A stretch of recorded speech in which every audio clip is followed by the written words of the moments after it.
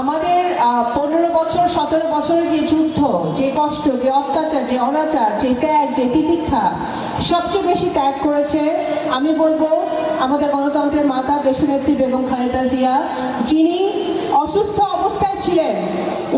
ওনাকে একটি মিথ্যা মামলায় পরে প্রমাণিত হয়েছে যে একটি সম্পূর্ণ মিথ্যা মামলায় তাকে 6 বছর বিনা দোষে জেল কাটতে হয়েছে।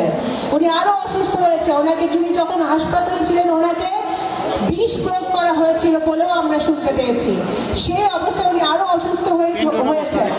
সেই অসুস্থ হওয়ার পরেও কিন্তু উনি মাথা নত করেন নাই, স্বৈরাচারের কাছে উনি মাথা নত করেন নাই। উনি বারবার ওনাকে এবং ওনার পরিবারকে কিন্তু বারবার বলা হয়েছিল যে উনি যদি ক্ষমা চান রাষ্ট্রপতির কাছে তাহলে ওনাকে জামিন দেওয়া হবে, কিন্তু উনি যে অন্যায় করেন না, উনি বাংলাদেশের জন্য, গণতন্ত্রের জন্য, স্বাধীনতার জন্য, সার্বভৌমত্বের জন্য উনি কিন্তু সবচেয়ে বড় স্যাক্রিফাইসটি কিন্তু উনি করেছেন। আজকে ওনার দোয়া মাহফিল, আজকে উনি যেন তাড়াতাড়ি সুস্থ হয়ে আমাদের মাঝে ফিরে আসতে পারে, দেশবাসীর মাঝে ফিরে আসতে পারে, আমরা সেই দোয়া করি। হাসিনা চলে গেছে কিন্তু ভাইরা ষড়যন্ত্র চায় নাই।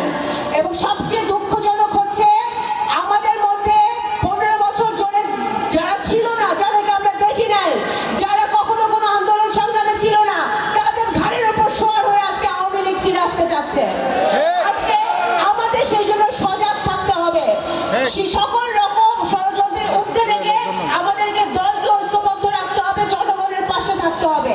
আমাদের ভারপ্রাপ্ত চেয়ারম্যান জনাব তারেক রহমানের একটি মাত্র বার্তা, সেই বার্তাটা হচ্ছে যে বাংলাদেশ জাতীয়তাবাদী দল শহীদ জিয়ার সময় থেকে এখন পর্যন্ত সবসময় সকল বিপদে জনগণের পাশে থেকেছে, গণতন্ত্র প্রতিষ্ঠার জন্য জনগণের পাশে থেকেছে, স্বৈরাচারের পতনের জন্য জনগণের পাশে থেকেছে, প্রত্যেকটি বিপদে আপদে জনগণের পাশে ছিল। আজকে বাংলাদেশ সবচেয়ে বড় বিপদ অতিক্রম করছে, সবচেয়ে বড় ক্রান্তিকাল, যখন আমরা এখনো ভোটাধিকার পাই নাই, আমরা এখনো একটা ভোট দিতে পারি নাই।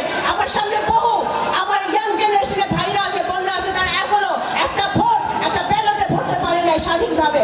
শেখ হাসিনা নির্বাচনকে তামাশায় পরিণত করেছে, ভোটাধিকার তামাশায় পরিণত করেছে।